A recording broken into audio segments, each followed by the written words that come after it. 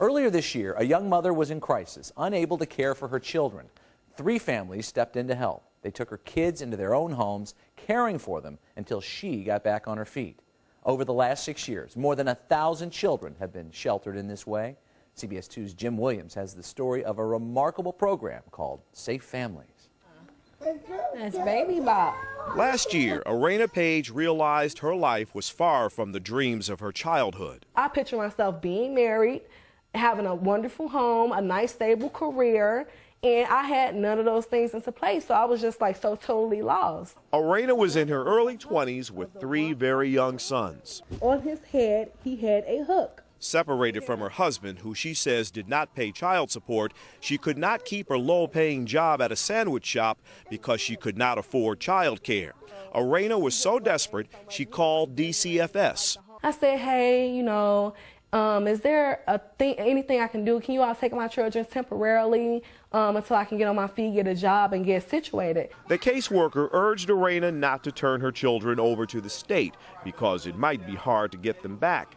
But there was another solution called Safe Families for Children. It's not foster care. Government is not involved. It's based on an old-fashioned idea. Where we open our homes and our hearts to people who are strangers to us because we see they're going through a rough time, and we'd want someone to do the same for us if we were in that situation. Since the program started 5 years ago, 345 families have taken in children, only temporarily from 1 day to 6 months.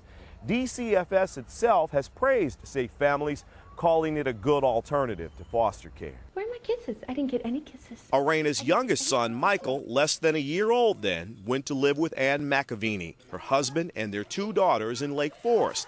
Other homes were found for Arena's 2 older boys. When you watch them go away, Okay. tell me what your reaction is. Well, I thought I prepared myself for it mentally, but like the day they left, I put them in the car and I went back in the house.